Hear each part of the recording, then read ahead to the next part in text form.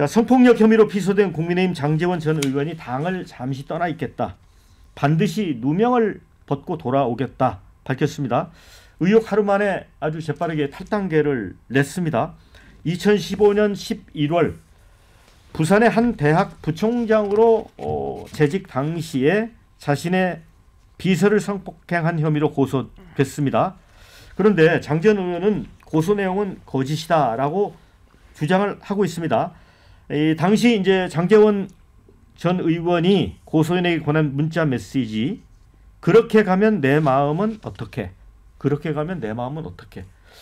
까지 공개가 되자 앞뒤 정황이 잘린 문자 메시지를 성폭력 의혹에 대한 증거로 제시하는 데 대해서 강한 분노를 느끼고 있다고 했습니다.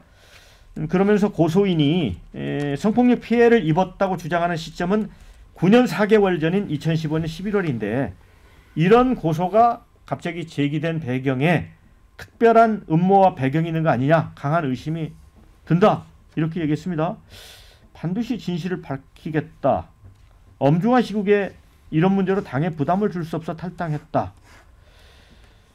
자, 그런데 제 생각에는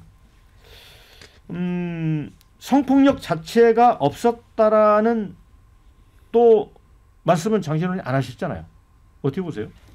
일단 이 사건 자체만을 보면 저는 조금 중립기여를 받고 봐야 되겠다. 중립기여? 네, 아직까지는 좀 섣불리 판단하기는 어려울 것 같아요. 아니 그러면 네. 정황을 이야기할 게 아니라 성폭력 자체가 없었다라고 얘기를 해야 되는 거 아닙니까? 그 무고함을 밝히겠다고 했으니까 진실을 밝히겠다고 하셨으니까 네. 뭐 이러한 성범죄가 있었는지 없었는지 뭐 저는 이제 수사를 통해서 확인이 되면 된다고 보는데 조금 이제 보통 우리가 성범죄에 있어서 뭐 피해자성을 강조하는 것은 아니지만은 시간적인 어떤 그런 것도 보거든요. 시간적 간격도 보거든요. 어떤 사건 직후에 보통 신고가 있거나 고소고발 어떤 법적인 조치가 있었을 때 상당히 그 진술의 신빙성을 굉장히 높게 평가를 하고 보통 그런 편인데 지금 거의 근 10년이 지난 이 일이에요. 또 이 피해자라고 하시는 분이 또 이 장제원 의원의 의원실에서 비서진으로 보좌진으로 또 일도 하셨더라고요. 근데 이제 그 오랜 시간 이후에 어떤 경위에 따라서 고소를 하시게 됐는지 그런 부분도 좀 따져봐야 될 것이다. 그리고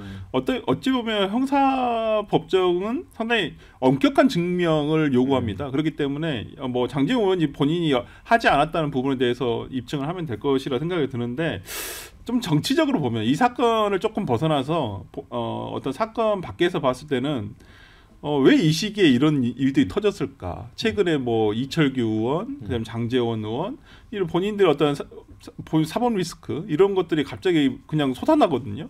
아, 정권 말이긴 하구나 이런 생각이 좀 듭니다. 그러니까 소위 윤석열 정부에서 실세라고 했던 분들의 어떤 이러한 문제점 등이 윤석열 정권이 그대로 유지가 되고 있었더라면 과연 밝혀졌을까? 저는 그러지 않았을 수도 있다는 점에서 윤석열 정부가 이렇게 이제 해가 저물어 가는구나라는 생각이 들어서 뭐 이 사건의 본질을 떠나서 좀 정무적인 판단을 해보자면 좀 그런 부분 등이 있어서 윤석열 정부가 이제 끝나가는구나 생각합니다. 근데 이런 문제는 뭐 우리 당이든 아니면 다른 당이든 우리 당 뭐 구성원의 일이니까 이런 관점으로 판단하거나 말할 일은 아니라고 생각합니다. 사실을 사실대로 명명백백하게 밝히고 거기에 따라서 잘못이 있었다면 책임을 묻고 그래야 되는 문제라고 생각하고요. 다만 사실이 아직 완전히 드러나기 전에 미리 예단해서 또 결론을 내리는 것도 그것도 온당치 않다. 그래서 수사기관이 진실을 가리도록 지켜보는 게 중요하다. 이게 워낙 오래전 일이기 때문에 뭐 DNA 같은 직접 증거는 없을 테고 18건의 문자 메시지가 확보됐다고 하니까 그거하고 나중에 이제 무마조로 2천만 원을 줬다라는 것이 이제 그 고소인 측의 주장이거든요. 그래서 그런 돈이 오간 흔적이 있는지 이런 것들을 종합해서 밝혀야 될 텐데 참 쉽지 않을 수도 있겠구나. 이 사건 진실을 밝히는 게 그런 생각이 들었고요. 어쨌건 명명백백하게 진실을 가려야 된다고 생각합니다. 그 장제원 전 의원의 아들 래퍼 노엘도 이제 사회적으로 여러 논란을 사실 이제 불렀지 않습니까? 그런데 그 아들이 SNS에 성폭력 의혹 보도 나온 시점보다 3시간 전에 이런 글을 남겨서 지금 이것도 좀 화제가 되고 있습니다. 모든 건 제자리로 돌아갈 거다. 기다려줘. 이렇게 남겼다고 합니다. 배종욱 의원님. 네, 결국은 이제 사필 규정이 될 것 같아요. 죄를 저질렀다면 제가 볼 때는 뭐 진실이 밝혀져서 처벌을 받을 것이다 이렇게 보여지고요. 지금 이제 장제원 전 의원 뭐 윤핵관 중에 윤핵관 아니겠습니까?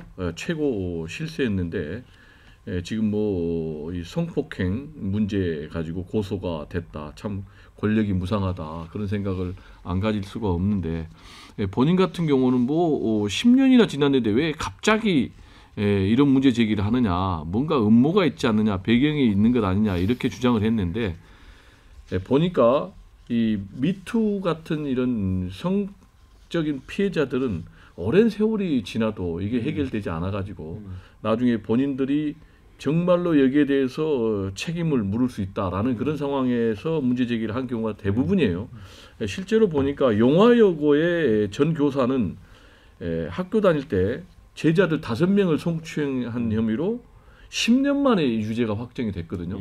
그래서 우리 대변인께서 말씀하셨지만 뭐 금품을 주고받은 그런 증거라든지 또는 뭐 여러 가지 문자들이 증거로 작용이 돼서 만약에 실제로 범죄가 입증이 된다면 중강간 치상 혐의로 지금 고소가 됐으니까 이렇게 될 경우는 보니까 형법 301조의 최소 무기 또는 뭐 5년 이상의 징역의 중벌에 처해지더라고요. 그래서 어떤 결과가 나올지 좀 궁금하고요.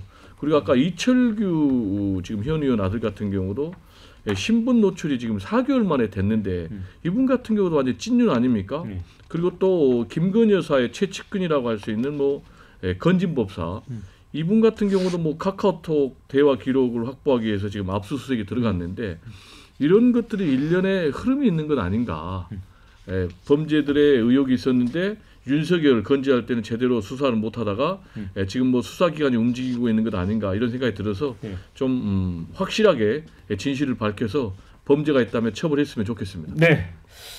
자, 제2의 안희정이가 이런 댓글 주셨고요. 윤핵관 몰락의 시초가 되겠다. 이런 얘기 의견 주셨습니다. 갑자기 왜? 또 이런 의견도 있고요. 불쑥 나온 게 좀 솔직히 이상하다. 이런 의견도 있습니다. 장제원 불출마할 때 뭔가 있을 거란 얘기 들었는데 이거였나? 이런 거. JTBC는 미투 전문 언론이군요. 이런 의견. 장 의원님 돌아오시려고요? 안 돌아오셔도 되는데 이런 의견도 있습니다. 아마 민주당이었으면 정치 공작이라고 했을 듯한데. 윤진 대표? 예.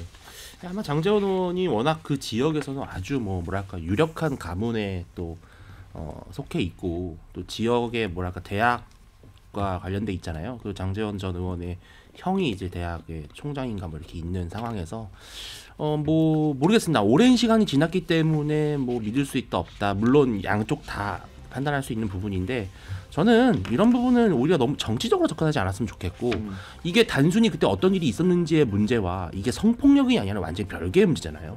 만약에 성폭력 혐의가 누명이라면 이 사람 인생은 완전히 파멸되는 거거든요. 가족이 완전히 해체되는 것이거든요. 그러니까 저는 너무 이거를 감정적으로 접근하지 말고 있는 그대로의 진실을 좀 봤으면 좋겠다. 경찰이 좀 잘 알아서 수사했으면 좋겠습니다.